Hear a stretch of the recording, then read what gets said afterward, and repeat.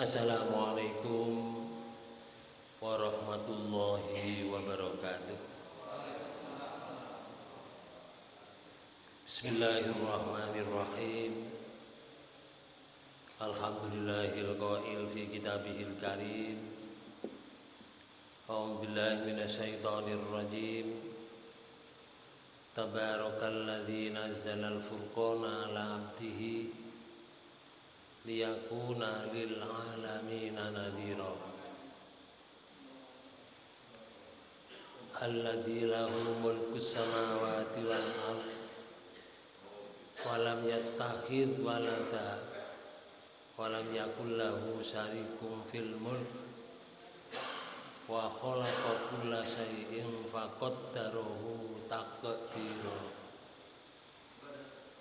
Asyhadu an la ilaha illallah wa asyhadu anna Muhammadan abduhu wa rasuluhu. Allahumma sholli wa sallim wa barik ala Muhammadin wa ala alihi wa ashabihi wa man tabi'ahum bi ihsani ila yaumiddin, amma ba'du. Hadirin hadirat Bapak Ibu yang dirahmati Allah, marilah pertemuan ini kita awali dengan bacaan basmalah. Bismillahirrahmanirrahim.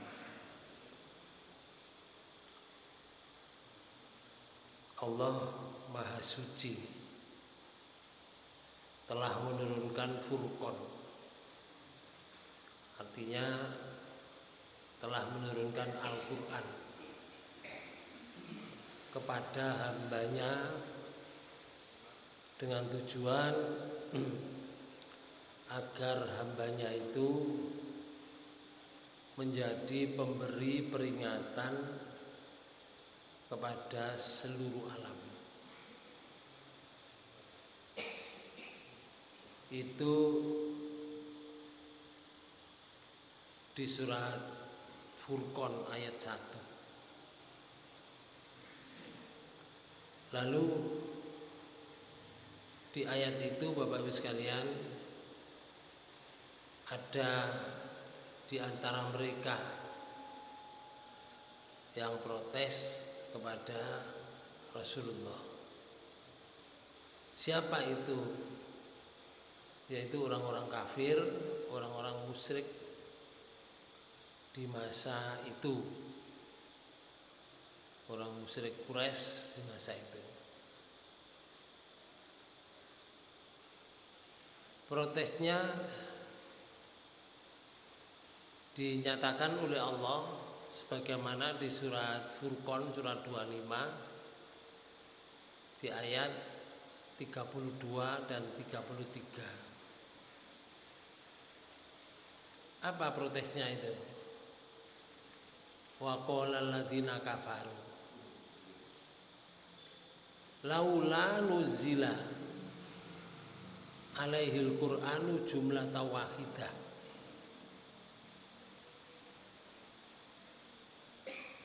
Itu protesnya. Sampai terjemahkan.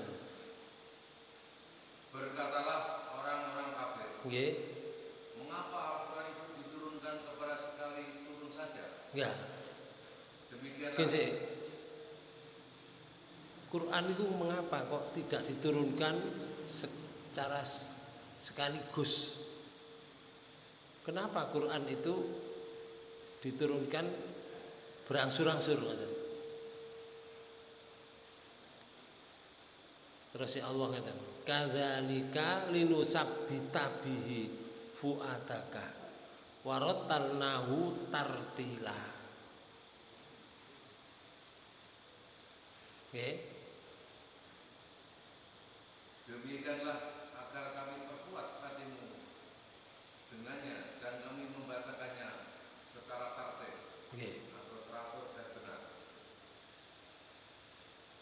Allah menurunkan Al-Quran secara berangsur-angsur itu hikmahnya Bapak Ibu sekalian. Salah satu di antaranya hikmahnya adalah supaya hati Rasulullah itu kuat. Jadi kalau ada permasalahan turun, ada permasalahan lagi turun. Itu menjadi yakin, menjadi lebih kuat lagi. Begitu ada permasalahan langsung berita dari langit. Ada permasalahan dengan masyarakat langsung turun dari langit. Itu menjadi kuat Bapak Ibu sekalian.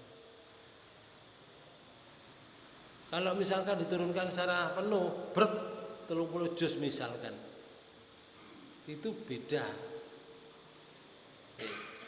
Tapi kalau ada permasalahan turun, permasalahan dengan pribadi Rasulullah juga turun ayat.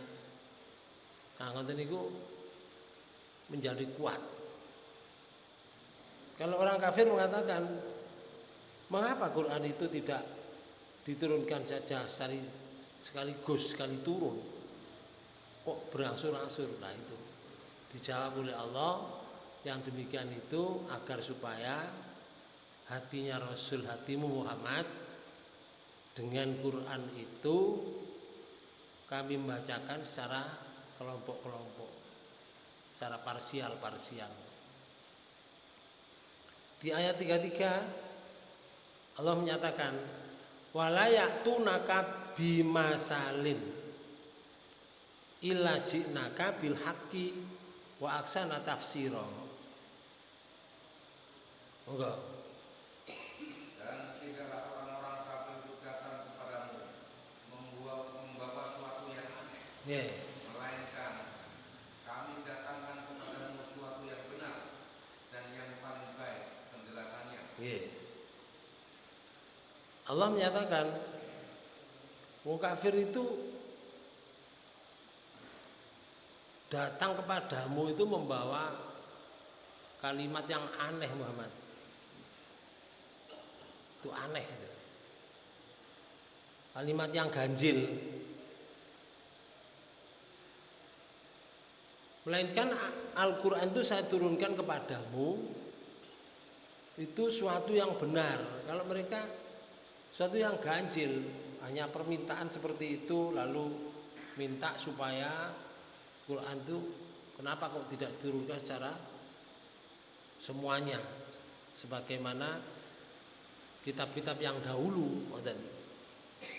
Tapi Allah menyatakan keganjilan mereka itu, lalu Allah memberikan kepada Muhammad, kepada Rasulnya suatu yang benar dan yang paling baik penjelasannya. Di Quran ini, Quran itu suatu yang benar, Quran itu suatu yang paling baik penjelasannya. Karena itulah Allah menamakan Al-Quran itu dalam ayat ini disebut Furqan, Al-Furqan. Kenapa disebutkan Al-Furqan Bapak-Ibu sekalian? Sebab Al-Quran itu membedakan antara perkara yang hak dan perkara yang batil.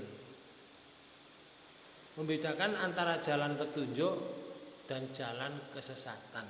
Mana yang sesat itu dan mana yang petunjuk itu yang bagaimana. Dan membedakan antara jalan yang menyimpang dan jalan yang lurus, serta membedakan antara yang halal dan yang haram. Itulah namanya Furqan. Mana jalan yang benar, mana jalan yang sesat. Jalan yang benar itu artinya jalan yang bersumber dari Al-Quran, yang bersumber dari Allah, yang bersumber dari Rasulnya. Itu jalan yang benar dalam hidup ini, Pak. Bukan sebuah kegiatan yang tidak ada sumber dari Quran dan hadis. Karena banyak orang yang melakukan seperti ibadah, ya. Tapi kalau sumbernya dari selain Allah dan selain dari Rasul, ya tentunya itu jalan kesesatan. Itu bisa membedakan di situ. Di ayat lain Allah menyatakan sikap orang kafir itu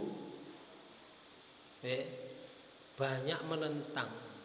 Orang kafir itu ingkar. Juga keusilan mereka itu Bapak-Ibu sekalian terhadap hal yang bukan urusan mereka. Karena mereka mengatakan seperti yang disitir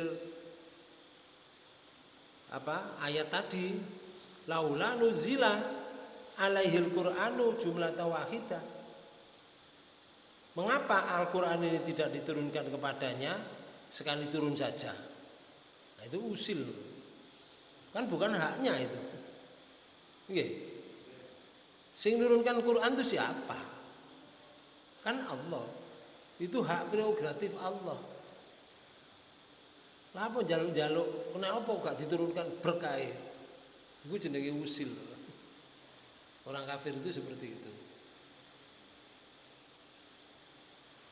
Artinya mereka itu mengatakan, mengapa Al-Quran itu diwahyukan kepada Muhammad tidak diturunkan sekali turun saja, sebagaimana yang telah diturunkan di kitab sebelumnya, seperti kitab Taurat, seperti kitab Injil, kitab Zabur. Kenapa tidak seperti itu? Bagian kitab Taurat kan sekaligus gitu. Ada namanya The Ten of Commandment. Ada perintah 10. Ten Commandment 10. Ada 10 komando dari Allah. Itu yang salah satu diantaranya itu dijabarkan di dalam kitab Taurat. Bapak dan Ibu saudara sekalian, itu keusilan orang-orang kafir. Lalu di ayat ini, di ayat 33 ini, Allah menyatakan juga sikap orang kafir ini. Walayaktunaka bimasalin. Tidaklah orang kafir itu datang kepadamu itu membawa suatu yang ganjil. Tidaklah, berarti nggawa ngoten maksudnya. Nggawa suatu yang ganjil. Tidaklah orang-orang kafir itu datang kepadamu Muhammad membawa suatu yang ganjil. Itu artinya mereka itu membawa suatu yang ganjil. Oh, itu urusane. Itu urusan Allah kepada Rasulnya. Apa? Gak bisa menerima. Nah, itulah. Orang kafir itu kan gak bisa menerima. Begitu saja dengan Quran.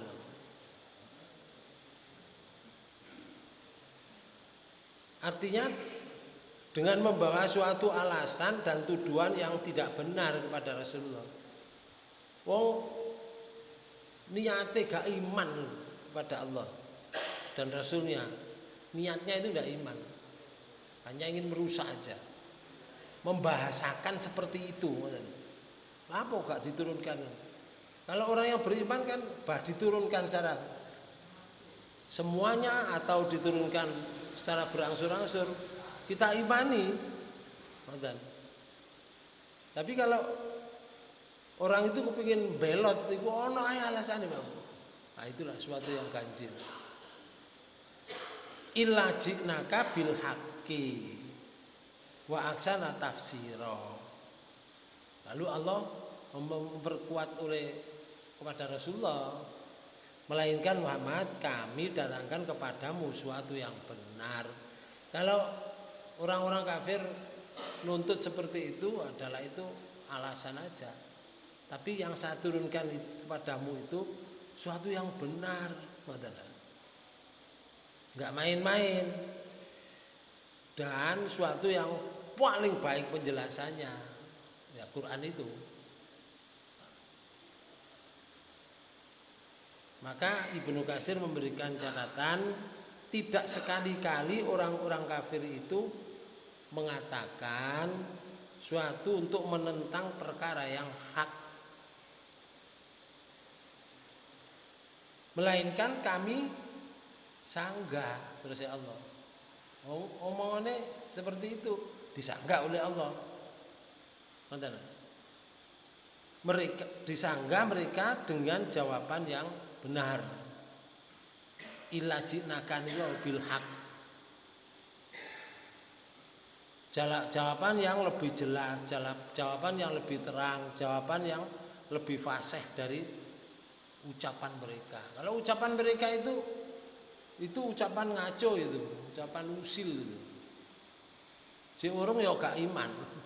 Umpomo diturunkan brek ya gak iman padha ae. Ya. Wong kafir iku aneh-aneh Pak Bu, wong musyrik niku. Kepada Rasulullah niku aneh-aneh yang diminta itu. Sampai ada kalimat ngeten niku. Di surat niki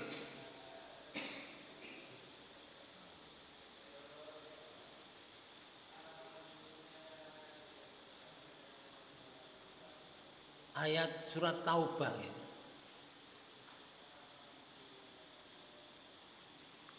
Oh, bukan.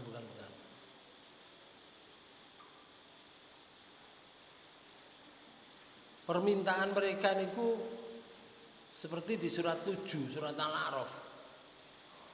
Nah, ayat 90.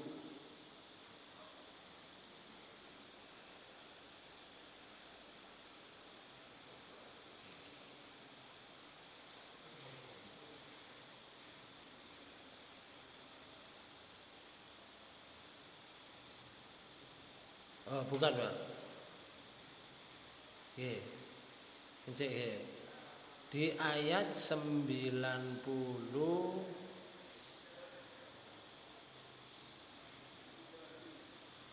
nggih.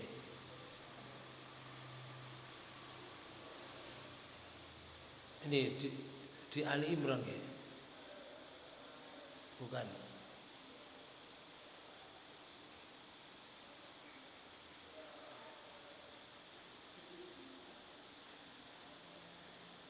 Minta kepada Rasul itu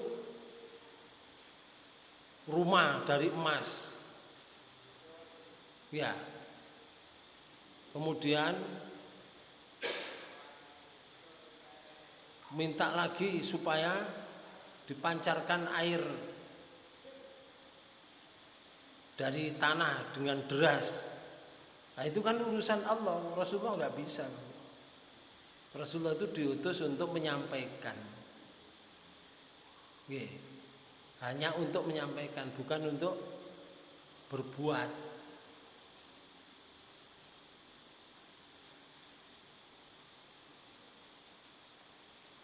Sampai tingali di surat Bani Israil, Pak. Surat 17. Ya. Di ayat 90 itu ada kalimat gitu. A'udzubillahi minasyaitonir rajim. Wa qalu lan nu'mina laka hatta tafjura lana minal ardi yambu'a. Coba niku sampeyan terjemahkan. Dan mereka berkata, speaker sampeyan niku mati ya. Kami sekali-kali tidak mempercaya kepadamu. Ulangi. Nggih. Kami sekali-kali tidak percaya kepadamu hingga kamu memancarkan mata air dari bumi untuk kami. Oh, niki lho, Pak. Mereka mengatakan lan nu'mina laka. Muhammad, aku lho gak percaya bawamu. Mulai kowe iso memancarkan air dari bumi dengan deras, aku baru percaya. Muni ngoten lho.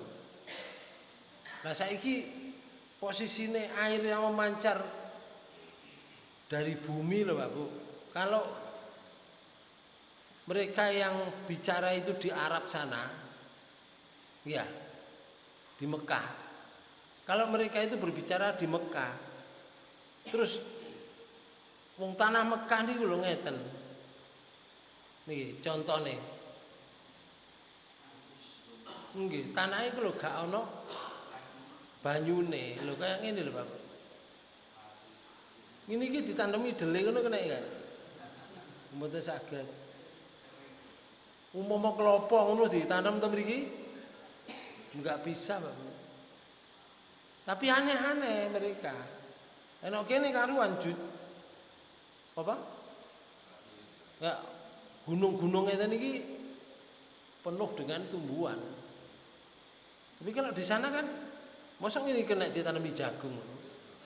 Loh? Yo garing jagung dadi marning. Ya. Enggak mungkin. Tapi mereka itu mintanya seperti tadi. Saya sekali-kali tidak percaya kepadamu Muhammad hingga kamu memancarkan air dari bumi untuk kami. Umpama Rasulullah bisa memancarkan air, masih iman enggak? Enggak. Mereka tetap tidak beriman. Ono alasannya Pak Bu. Ini jenenge usil. Au ayat 91. Au takuna laka jannatun min nakhili wa inabin. Fatufajjirul anharo khilalaha tafjiro. Nggih. Ayat 91. Atau kamu mempunyai sebuah kebun kurma. Nah, terus lalu kamu alirkan sungai-sungai di bawah tengah kebun yang deras alirannya. Loh. Jaluke ngoten. Aku lo percaya bareng dengan kamu ya Muhammad kalau kamu bisa mempunyai kebun kurma, kebun anggur, terus memancarkan air dari bawahnya itu. Gak mungkin tuh Pak Bu. Kalau posisinya tadi seperti ini.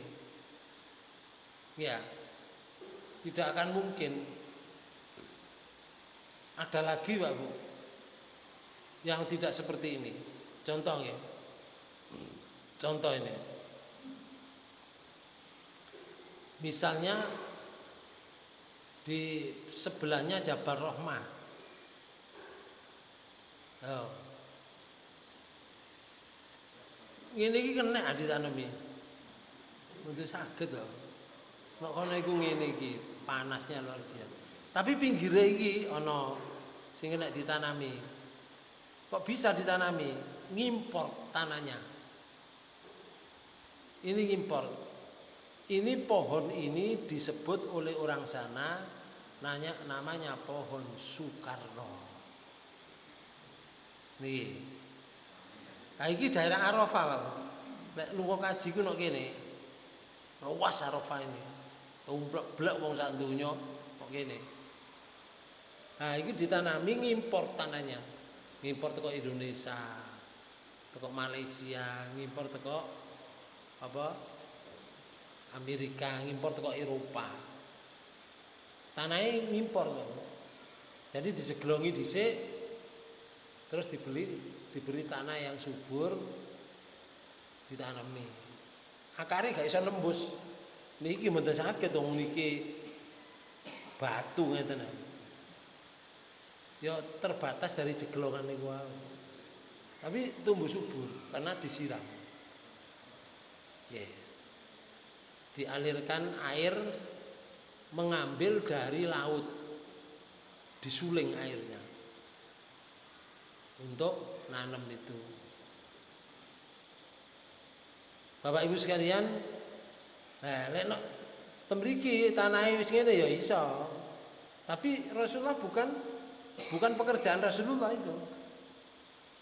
Semua itu hak prerogatif Allah. Tugasnya Rasulullah tidak seperti itu. Ngoten lho.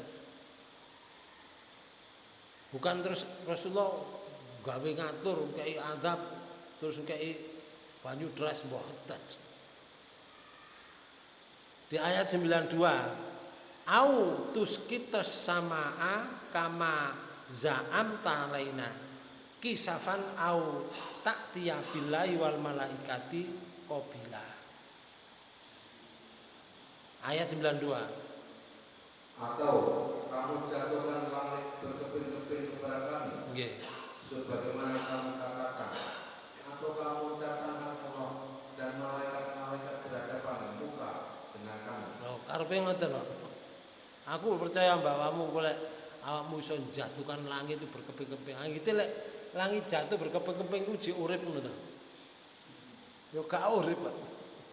Umpama langit itu jatuh berkeping-keping, ya mboten urip. Ngoten. Atau datangkan malaikat berhadapan muka.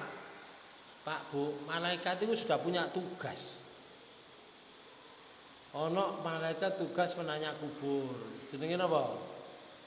Mungkar Nakir. Nggih. Ono malaikat peniup trompet. Jenenge napa? Israfil. Ono pencabut nyawa. Dinamakan Israil. Ono sing bagi hujan jenenge Mikail. Ono sing mengantarkan wahyu jenenge Jibril. Sudah ada tugasnya masing-masing. Tapi kalau ada minta seperti ini didatangkan malaikat, kalau Allah menyuruh datang, malaikat itu disuruh oleh Allah datang, hancur Pak Bu. Wong gak urip, selesai hari itu. Karena malaikat yang ditugaskan oleh Allah kalau diperintah itu menghancurkan, untuk menghancurkan. Contohnya ada malaikat Mikail dengan malaikat Jibril datang ke Nabi Lot, diperintah oleh Allah datang ke Nabi Lot, hancur umatnya Nabi Lot, dijungkir daerahnya, disekrop ini diwalik, dihujani batu yang panas bertubi-tubi.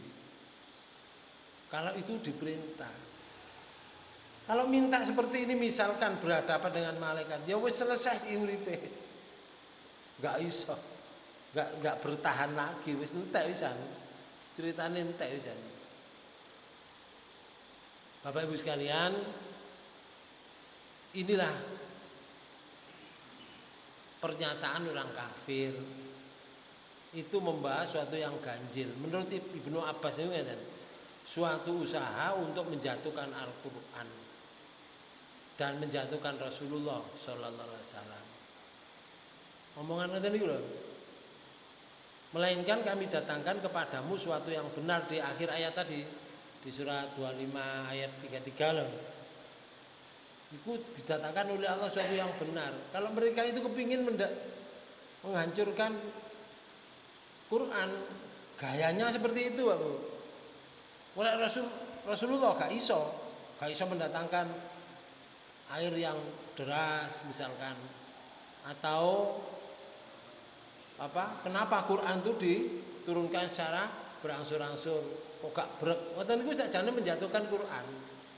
Wong-wong ben gak percaya karo Rasulullah, diawali karo wong niku ngoten. Tapi Allah lain, menurunkan yang hak, menurunkan yang benar kepada Rasulullah, dan untuk mengucapkan kepada hatinya Rasulullah supaya kuat. Nanti Pak, supaya kuat, karena setiap kali ada masalah turun ayat, ada masalah lagi turun ayat. Ono laporan tentang hukuman zina turun ayat. Nanti Pak, ono wong terjadi misalkan pernikahan mau pegatan turun ayat, sehingga tambah kuat karena langsung peristiwa itu dikuatkan oleh ayat. Jalannya itu seperti ini. Maka Allah menunjukkan bukti bahwa perhatian Allah yang besar kepada Rasulullah dan kemuliaan kepada Rasulullah Sallallahu Alaihi Wasallam, sehingga wahyu selalu datang kepadanya dari Allah, baik pagi, siang, petang, atau dalam perjalanan maupun berada di satu tempat. Rasulullah mendapat wahyu itu kan boten di satu tempat saja, kadang bumi, kadang sore, kadang awan, kadang pagi, masih dingin, Rasulullah sampai keringatnya bercucuran untuk mendapatkan wahyu tadi. Karena modelnya wahyu turun itu Pak Bu, orang sing koyok gemerincingnya jam lonceng. Ada yang turunnya itu apa? Lewat mimpi. Macam-macam. Ada yang turun tuh kan datang malaikat Jibril langsung. Ada di balik tabir Pak Bu. Sehingga Rasulullah menerimanya berat sekali. Betul. Sampai Aisyah itu mengatakan Rasulullah masih pagi benar, masih dingin, keringatnya besar-besar jatuh karena mendapatkan apa? Ayat tadi. Nah, setelah mendapatkan disampaikan pada orang-orang dihafal. Rasulullah langsung mancep mriki koyo kaset ngoten lho. Koyo rekaman. Kecerdasannya Rasulullah niku luar biasa yang diberikan oleh Allah. Begitu mancep gak iso hilang. Kayak direkam. Tinggal lek awake dhewe kan mboten. Mari mancep ojol. Bedane iki mriku. Enggak. Mancep dilucek ngoten. Dilukas ojol. Apa maneh pikirane wae tambah ucul kuwabe Pak sing wis mancep-mancep niku. Nah iku bedane. Bapak dan Ibu saudara sekalian, nah itu mereka berkata seperti ini. Di surat 2 ayat 118 itu Allah menyatakan ini.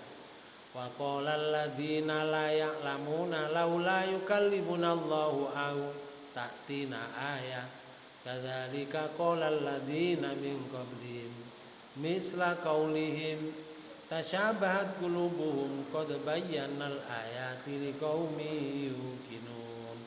Surat 2 ayat 118. Monggo. Dan orang-orang yang tidak mengetahui berkata. Nah, sing gak ro ngomong ngeten. Mengapa Allah tidak langsung berbicara dengan kami atau datang tanda-tanda kenubuatannya kepada kami? Ana sing model ngoten niku ana sing ngomong ngoten niku. Berarti sinika wau njaluk napa? Kenapa Quran itu tidak diturunkan secara langsung? Ana sing njaluk, aku gak percaya mbak Muhammad.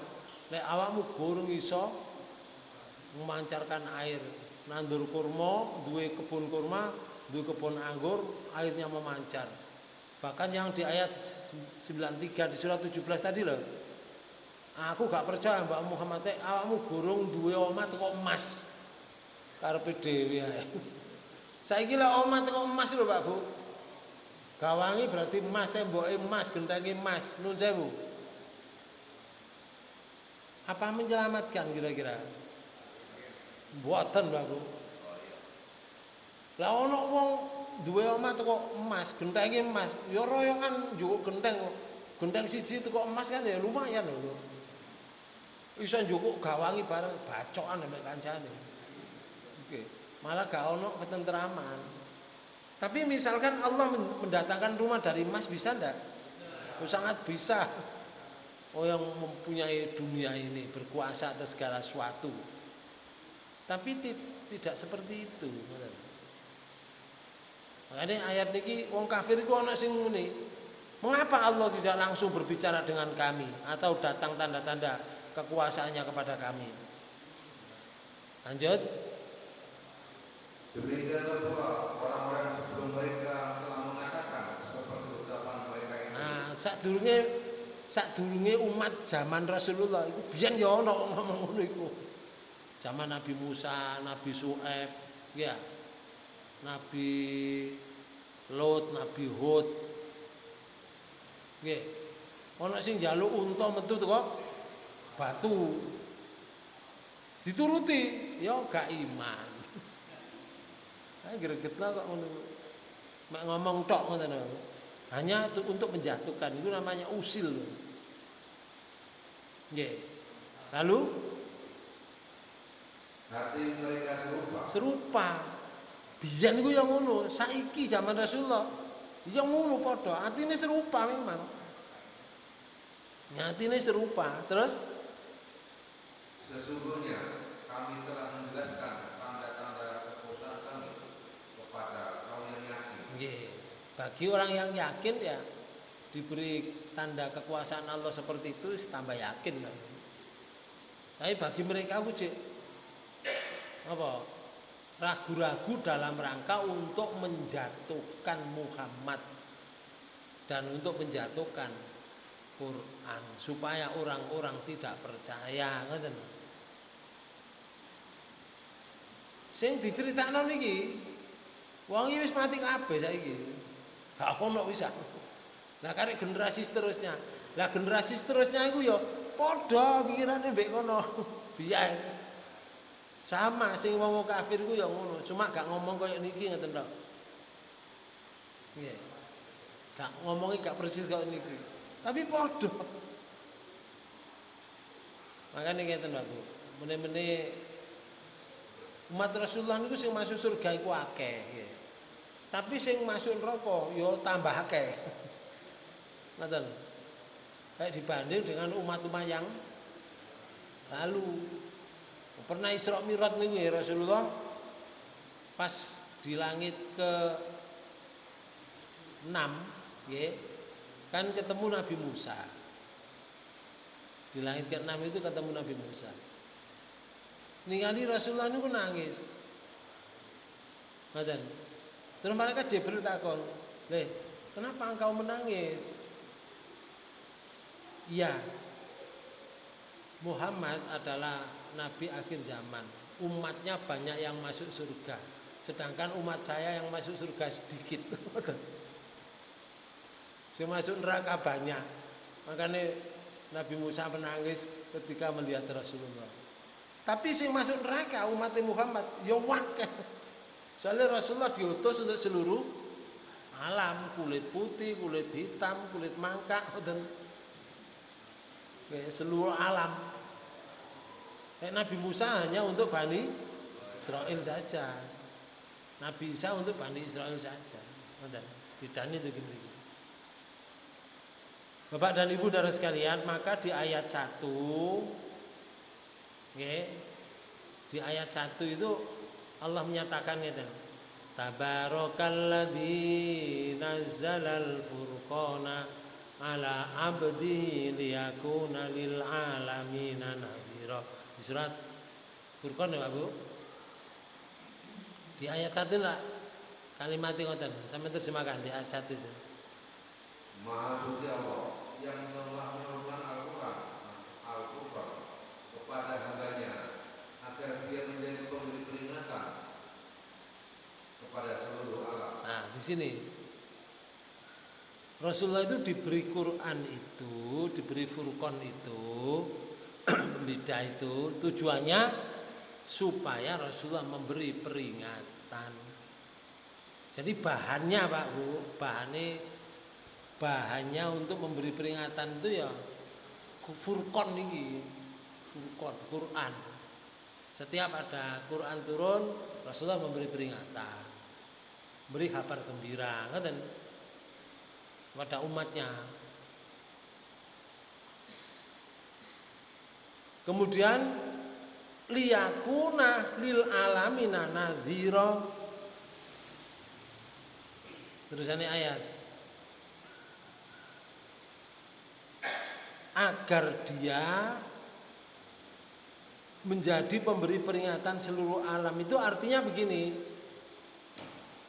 Sesungguhnya Nabi Muhammad SAW dikhususkan oleh Allah menerima kitab yang mufassal, yang mulia, yang menjelaskan lagi muhkam. Muhkam itu hukumnya jelas. Nah, di ayat lain Allah berfirman, misalnya di surat 41 ayat 42. La ya'tihil batilu mim baini yadayhi wala min khalfihi tanzilu min hakimin hamid. Surat Fussilat surat 41 ayat 42. Yang tidak datang kepadanya Al-Quran kebatilan. Nah, Quran itu datang pada Rasulullah itu bukan batil. Bukan satu kebatilan. Terus baik dari depan maupun dari belakangnya, yang diturunkan dari Tuhan yang Maha Bijaksana lagi Maha Terpuji. Itu semuanya dari Allah yang Maha Bijaksana, Allah yang Maha Terpuji, Allah yang Maha Suci. Artinya kitab yang dijadikan sebagai Furqan itu yang besar, tiada lain hal ini agar ia mengemban risalah secara khusus yang ditujukan kepada orang-orang yang bernaung di bawah pohon-pohon yang hijau dan orang-orang yang hidup di padang Sahara. Artinya semua bangsa. Jadi wong-wong sing ayat ini, ayat Quran itu diberikan oleh Allah itu bukan hanya di padang Sahara saja. Di daerah yang gak ono tumbuhan itu mboten, Pak. Tapi Al-Qur'an itu diberikan kepada orang yang hidup di bawah pohon hijau. Ya kayak dhewe ngeten iki. Ya. Kebun-kebun hijau, sebelah-sebelah menyebelahnya banyak penghijauan, gunung-gunung yang begitu hijau-hijau, segar bugar. Juga di padang Sahara. Jadi Quran itu bukan untuk satu umat saja, satu kaum saja, enggak. Rasulullah pernah bersabda ngeten. Bu'istu ilal ahmari wal aswadi. Aku diutus kepada bangsa yang berkulit merah dan berkulit hitam.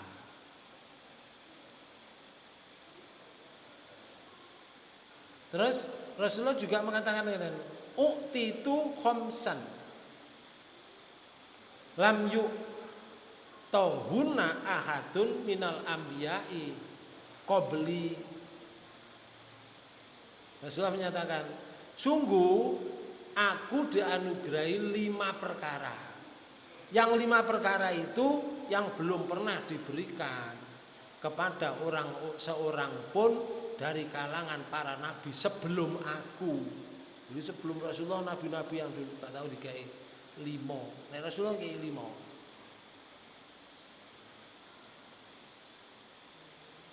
Ada lagi Rasulullah pernah bersabda, karena Nabi yub'asu ila qaumi khosoh wa bu'istu ilan nasi amah.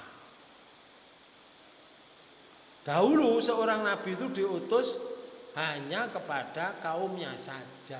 Nah, kayak Nabi Musa kanggo Bani Israil tok. Nabi Ibrahim itu sukunya saja, Nabi Syuaib sukunya saja. Nggih. Nabi Lot suku Sodom. Nggih. Tidak semua, Pak Bu. Tapi Rasulullah menyatakan wa bu'istu ilan nasi amah. Dan aku diutus oleh Allah kepada seluruh umat manusia. Jadi untuk bangsa manapun, kulit hitam, kulit putih, kulit merah. Nggih. Sehingga tidak ada alasan, wah aku lo wong Afrika misalkan, aku wong Afrika, gak mungkin aku bisa masuk agama Islam. Enggak ada alasan itu. Karena siapa saja yang hidup setelah Rasulullah itu umatnya. Tidak ada bedanya sing kulit putih, kulit hitam, wong pendek, wong dukur, gak ada bedanya. Itu sampai hari kiamat.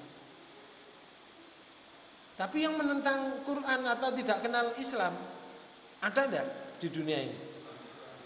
Banyak. Atau tidak mau mengenal. Memang dia tidak mau mengenal. Bahkan menentang. Banyak. Itu lebih banyak daripada yang mengikuti. Walaupun dakwah Rasulullah sudah menyebar di seluruh dunia. Zaman Rasulullah itu sudah 3/4 dunia loh Pak, yang sudah dijelajahi, artinya Islam sudah dimasuki. Setelah Rasulullah ya diteruskan oleh para sahabat-sahabatnya sudah total di dunia ini. Nggak ada alasan Bapak Ibu sekalian orang tidak mengenal agama. namanya Islam, tidak ada alasan. Umpamanya sudah metodenya canggih semacam ini, Pak. Saiki masih omahe nang gunung-gunung ngoten ya. Iso ngakses tok kota-kota lho, enggak. Dengan Android. Mau nyepit omahe kaya nang desa ngono. Tapi acara di kota, acara di negara, di dunia itu dapat diakses. Lek biyen bisa terjadi, Pak Bu, ada kalimatnya dan di Quran surat 17 ayat 15 panjang bersani.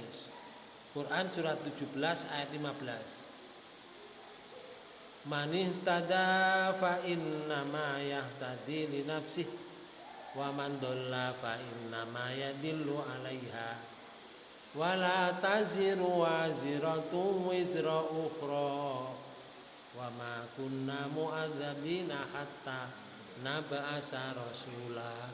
Teman terjemahkan. Barang siapa yang berbuat sesuai dengan hidayah Allah, maka sesungguhnya dia berbuat itu untuk keselamatan dirinya sendiri. Nah, Allah menyatakan ono wong berbuat sesuai karo petunjuk Allah. Maka yang selamat bukan orang lain. Siapa? Dirinya sendiri. Kalau mengikuti petunjuk Allah. Terus? Dan seorang yang berdosa tidak dapat memikul dosa orang lain. Dan tidak bisa dosa itu diserahkan kepada orang lain untuk dipikul. Misalkan bapaknya dosa, tak pikule, aku dadi anake, tak pikule dosane bapak, kasihan, mboten saged. Mboten saged. Ana wong dikongkon iku lho, colongan jukun, "Moh, bapakne aku. Napa kon? Dosa. Tak tanggung dosane, mboten saged." Masih wonge medhidi, Pak. Tak tanggung dosane, gak iso. Dosa iku gak kena dilempar. Gak ana sing nanggung dosa niku, Pak. Sapa sing nglakoni elek ya dosa. Sapa sing nglakoni petunjuk ya petunjuk untuk dirinya sendiri, bukan untuk orang lain. Ane dosa niku gak kena dilele, Pak Bu. Lek anake dosa, bapake ya gak iso nanggung padha ae. Bapak ibu dosa, anake ya gak iso nanggung, gak iso nolong. Mboten saged nolong, Pak Bu. Sithik ae gak iso nolong. Lalu Allah menyatakan begini. Dan kami tidak akan mengazab sebelum kami memutus seorang roh. Nah, Allah tidak akan mengazab lek gurung ana rasul. Artinya ngeten, lek pancene nek daerah kuno gurung ana utusan, gurung ana rasul, kesalahannya gak diadab. Tapi saiki gak iso ngomong ngoten niku, Pak Bu. Biyen iki Islam belum sampai. Sekarang itu Islam sudah menyebar ke seluruh dunia. Wong sing urip-urip nang hutan niku duwe radio barang, Pak Bu. Radio kan bisa menangkap apa ini? Gelombang dari mana saja. Itu yang hidup di hutan-hutan walaupun mereka itu kadang-kadang pakaiannya itu masih minim. Itu sudah bisa mengakses, Pak. Nyatanya bisa demo loh. Kalau bisa demo dari mana dia? Makanya gak ono alasan pada tahun-tahun sekarang itu tidak ada alasan. Loh, gak ono rasul. Maka saya tidak wajib untuk berbuat mengikuti Islam. Lah saiki lek biyen rasul nggih, saiki ya mubalek, ustad, kiai. Ono Pak Bu ten kene. Ngene Irian Jaya iku disebut Kiai Sabun. Atas sepira? Kiai Sabun. Sinten? Ustad Fadlan nggih. Disebut Kiai Sabun. Oleh napa? Wong-wong niku nggih. dijak kepada hidayah itu disabuni awake digonang kali, Pak. Setelah disabun bersih metu berpakaian terus dikei pengajian.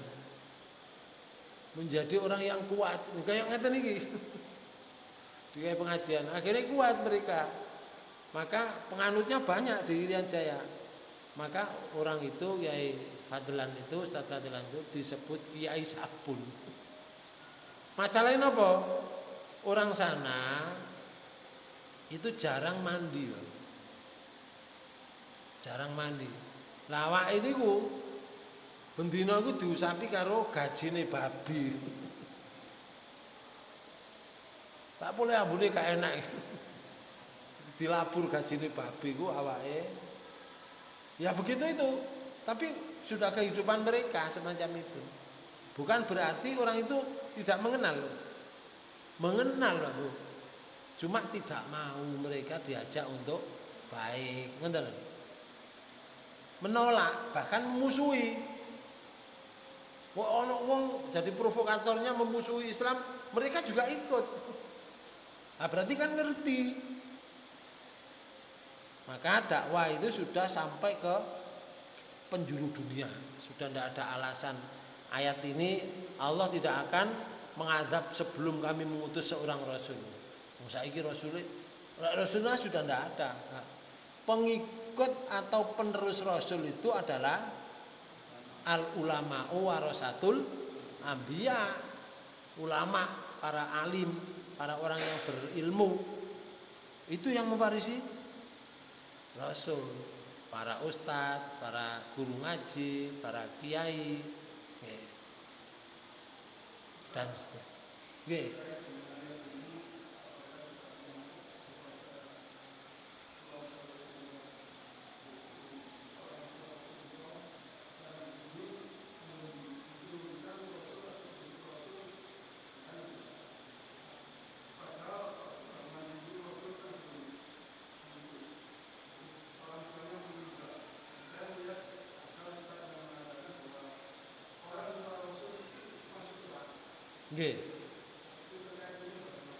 Ngeten. Sebelum Rasul Muhammad sallallahu alaihi wasallam yang berlaku adalah kitab Injil. Masanya kitab Injil itu mulai dilahirkan Nabi Isa. Nabi Isa mulai lahir kan sudah diberi kitab. Sudah bicara, sudah diangkat jadi nabi. Itu sampai Rasulullah diangkat menjadi nabi tahun 632.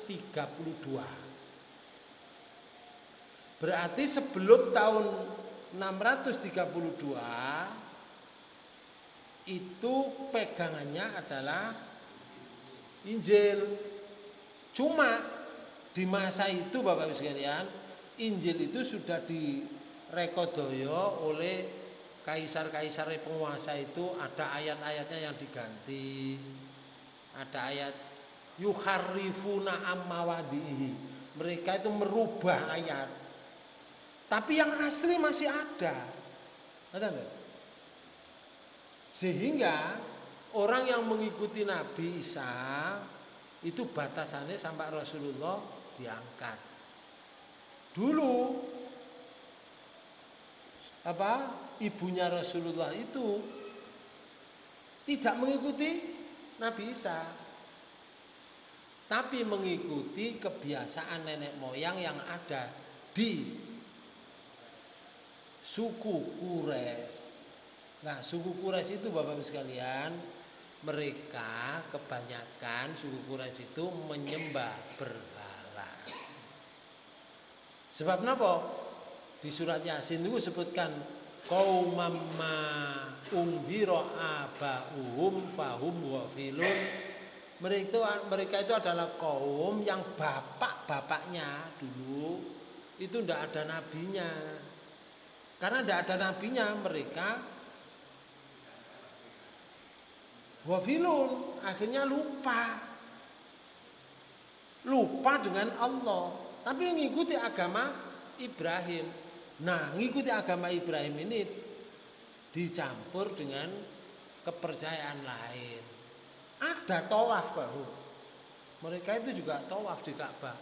Tapi telanjang, siji. Sudah ajarannya melenceng. Nomor loro, di menyebelah Ka'bah itu ada yang disembah, bukan menyembah Ka'bahnya, tapi ada menyembah patung-patung yang disediakan. Oke, disediakan oleh mereka nenek moyangnya yang ada memasang patung itu sampai jumlah yang besar dan yang kecil itu 360 patung. Nah, ibunya Nabi Rasul niku, Bapak sekalian, tidak mengikuti ajaran Nabi Isa, tetapi mereka mengikuti nenek moyang, menyembah berhala. Kesyirikannya masih ada sampai meninggal. Itu masalahnya. Bukan karena tidak ada Rasul. Rasulnya sudah datang. Masanya kan sudah ada ketentuan dari Allah. Nabi Musa itu 2 masa sampai Nabi Isa. Daud 2 masa sampai Nabi Isa. Artinya begini, ketika nabinya sudah datang diberi kitab, maka kitab yang lama itu sudah tidak suci lagi, harus disingkirkan mengikuti kitab yang baru. Nabi Isa kitabnya juga sama. Kayak surat 3 ini kan disebutkan ya, dan dulu ketika Allah menurunkan kitab kepada hambanya itu, pada umatnya, niki lho di ayat 3, nazzala alaikal kitaba bil haqqi musaddiqan lima baina yadayhi wa anzala taurata wal injil. Ayat 3 nih. Dia menurunkan kitab Al-Quran kepadamu dengan sebenarnya, membenarkan kitab yang telah diturunkan sebelumnya, dan menurunkan Taurat dan Injil. Nah, membenarkan kitab sebelumnya, kitab Injil, kitab Zabur, kitab Taurat, Quran itu. Terus min qablu huda linnas, ayat 4. Sebelum Al-Quran menjadi petunjuk bagi manusia. Sebelum Quran jadi petunjuk. Apa Quran sebelum Quran? Kitab Injil, kitab Zabur, napa oleh? Kitab Taurat. Itu jadi petunjuk. Kayak Quran ngeten. Lalu wa anzalal furqan, terus dan dia menurunkan Al-Furqan. Furqan, pembeda. Lalu Allah menyatakan innalladzina kafaru bi ayatillahi lahum adzabun syadid wallahu azizun dzuntiqam. Sesungguhnya orang-orang yang kafir terhadap ayat-ayat Allah akan memperoleh siksa yang berat. Orang kafir niku kapan? Ya kafir biyen zamane iku, ambek kafir ya sak marine Quran. Kafir karo ayat, mengingkari ayat, diancam oleh Allah siksa yang berat. Mana?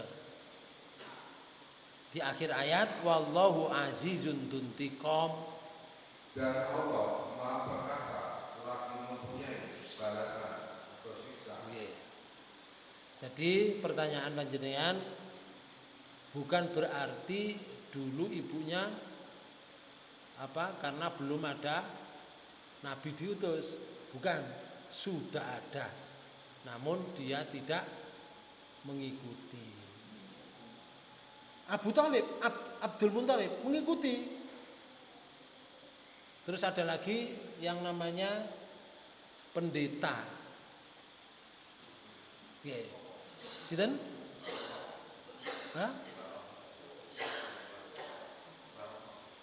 Waroko. Nah, pendeta Waroko. Pendeta Waroko niku mengikuti apa? Injil. Sebelum Muhammad diangkat menjadi rasul. Wis maca Injile, tanda-tandanya. Soalnya Rasulullah itu sudah dikenal ke zaman Taurat, Pak Bu. dikenal oleh ngenal kaya anake dhewe.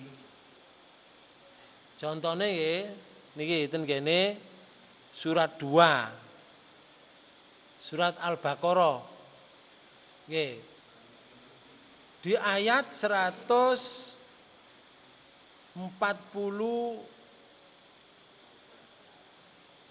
panjenengan pirsani.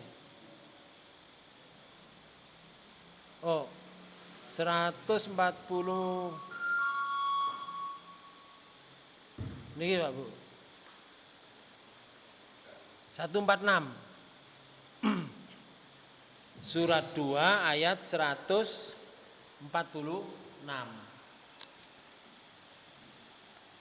Allah menyatakan ngeten.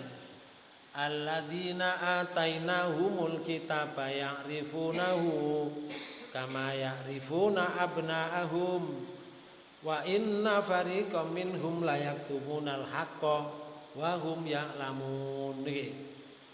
Orang-orang Yahudi dan Nasrani yang telah kami beri kitab Taurat dan Injil mengenal Muhammad seperti mereka mengenal anak-anaknya mereka sendiri. Loh, ngoten Pak. Sing dikei kitab Taurat, kitab Injil, iku sono ceritane nabi niku. Nabi akhir zaman jenenge Ahmad atau Muhammad niku. Iku oleh kenal kaya anake dhewe. Jadi sangat kenal ciri-cirinya, kelakuannya, ngoten akhlaknya itu. Namun Bapak Ibu sekalian, dari antara mereka itu ketika Rasulullah datang, terus ayat niki, dan sesungguhnya sebagian di antara mereka di antara mereka niku terus ya Allah menyembunyikan kebenaran. Padahal mereka tahu begitu Rasulullah datang disembunyikan kebenarannya itu.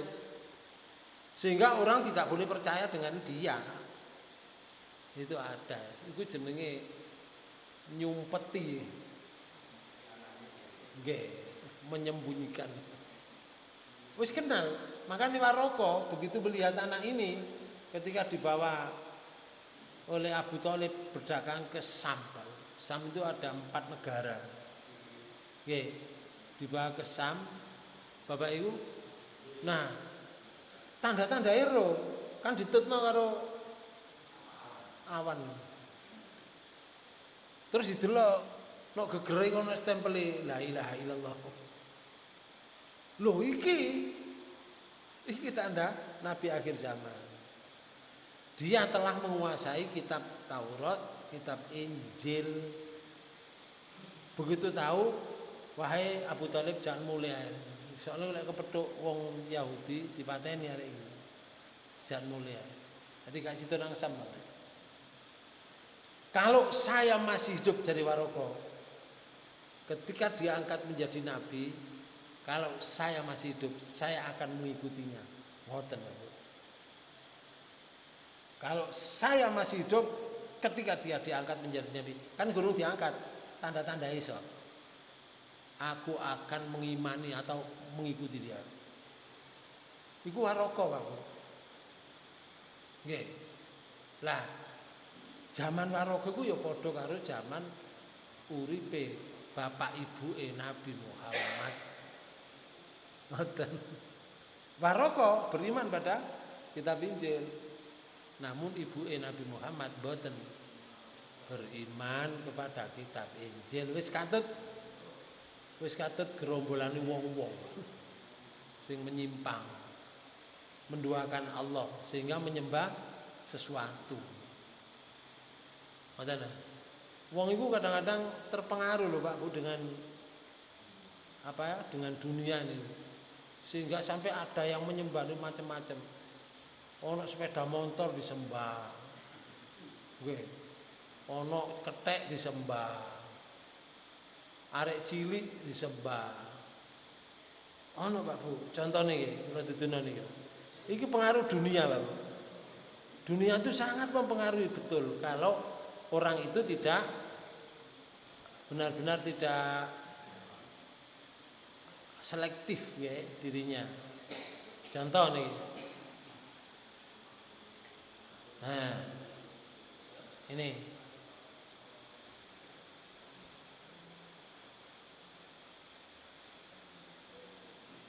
Oh, mana? Ada namanya tradisi, Pak, atau adat ya.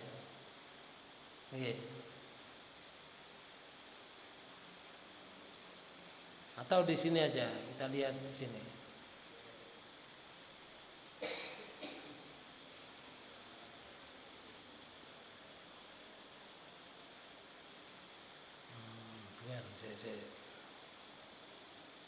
Di sini ada namanya tradisi.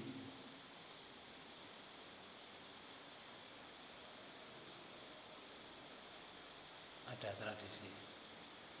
Tragedi. Atau misalkan ritual. Contoh ini. Ya. Ada orang seperti ini, Bang, karena pengaruh dunia. Mereka disuruh beriman nggak bisa seperti ini. Contoh ini.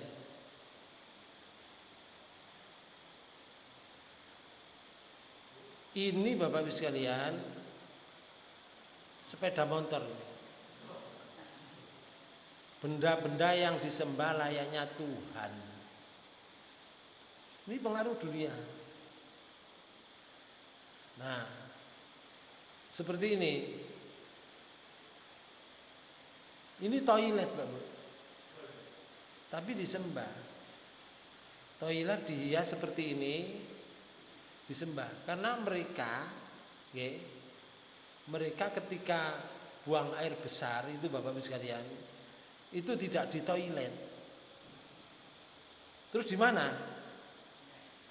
Di tempat-tempat terbuka. Begitu Perdana Menterinya membuat toilet banyak, gak dipakai, dianggap itu suci, sehingga toiletnya disembah. Nah, ini kan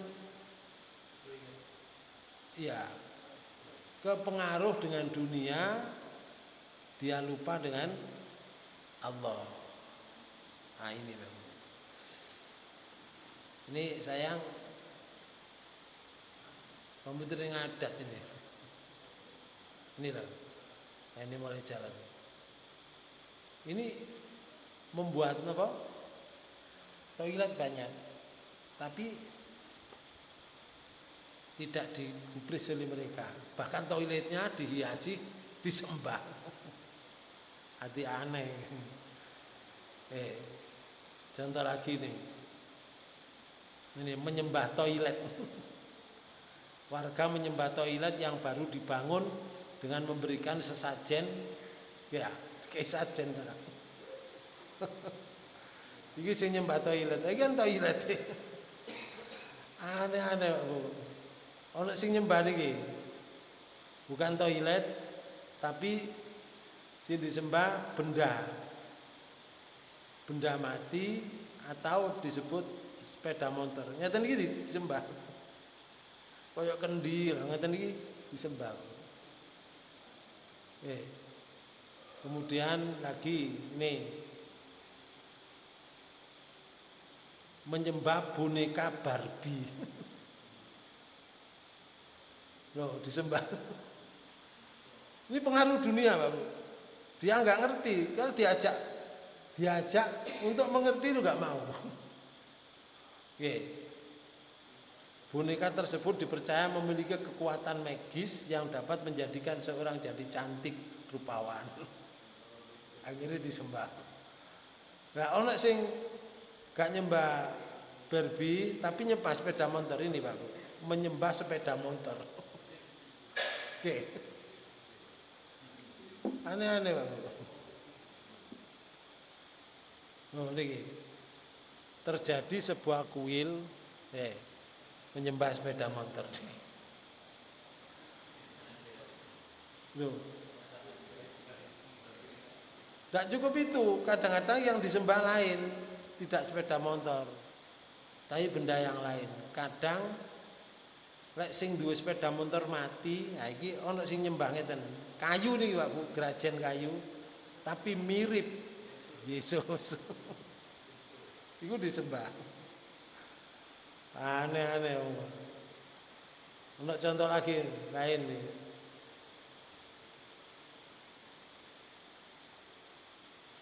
Ngeten iki napa niki? Nggih, disembah. Kula duduno mari contoh niki. Contoh lagi. Satu lagi contoh. Dalam beberapa kepercayaan di dunia, dewa merupakan sosok yang memiliki kekuatan khusus di atas manusia. Hal tersebut membuat banyak orang menyembah dan meminta pertolongan padanya.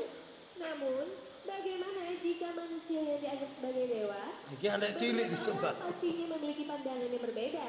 Tapi beda halnya dengan di India, di mana penduduknya mayoritas beragama Hindu dan percaya akan adanya dewa-dewa. Anak yang terlahir tidak sempurna justru dianggap sebagai titisan atau reinkarnasi dari dewa. Nah, jadi anak-anak disembah. Bocah yang dianggap dewa karena kondisi fisik mereka. Jadi anak sing cacat-cacat itu malah dianggap anak atau titisan dewa. Tidak ketinggalan video Pransu medis yang membuatnya terlihat berbencah bernama Pransu dari Zala dan Punjab India ini sempat membuat heboh para warga India. Dia terlahir dengan kelainan medis yang terlihat berbeda dari digawa karo bapake. Dia memiliki dahi yang sangat besar serta tapi kalau didekek disembah karo wong-wong. Selain itu, dia juga tidak dapat berjalan dengan normal ya guys. Dia hanya bisa merangkak menggunakan kedua kaki dan tangannya. Kemakmuran dan kesuksesan.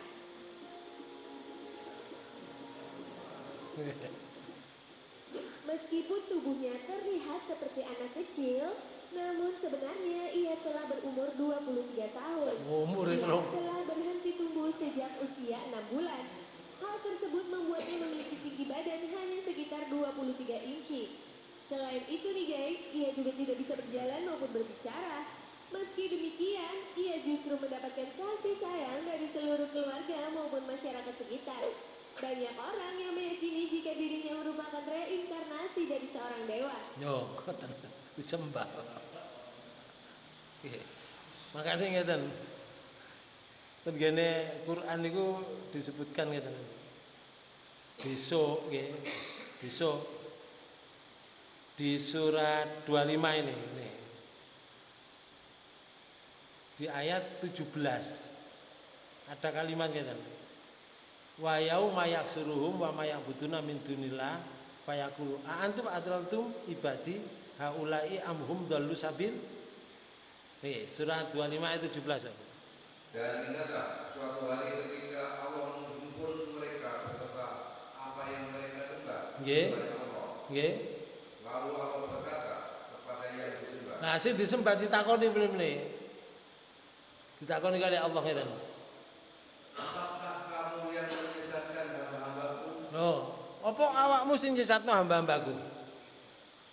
Ataukah mereka sendiri yang sesat dari jalan yang benar? Loh, sing disembah iku ditakoni kali Allah.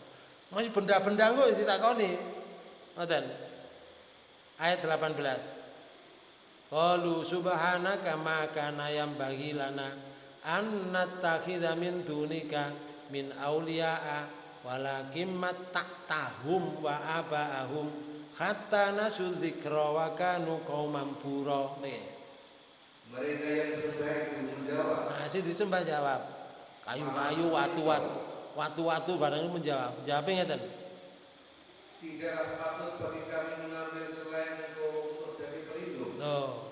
Ya Allah, mboten patut selain Kau jadi pelindung. Panjenengan itu pelindung saya. Semua benda-benda itu begitu, Pak. Sing disembah-sembah. Terus akan tetapi Engkau telah memberi mereka dan bapak-bapak mereka kenikmatan hidup. nah niki. Encik, mriki. Bapak-bapak mereka panjenengan paringi hidup yang sempurna, kenikmatan hidup. Niki masalah ya Allah. Lalu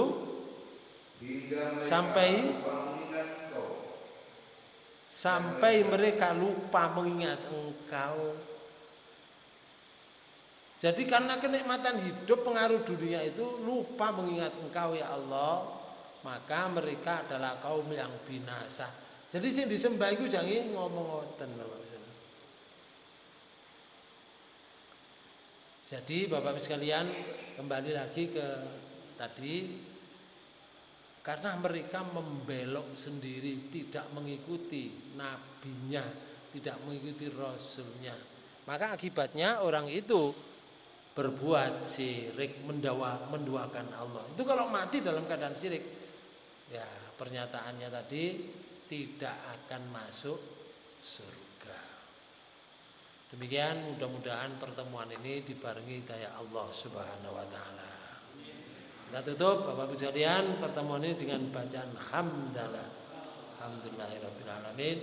Subhanakallahumma wa bihamdika asyhadu an la ilaha illa anta astaghfiruka wa atubu ilaik. Kurang lebihnya mohon maaf. Wassalamualaikum warahmatullahi wabarakatuh.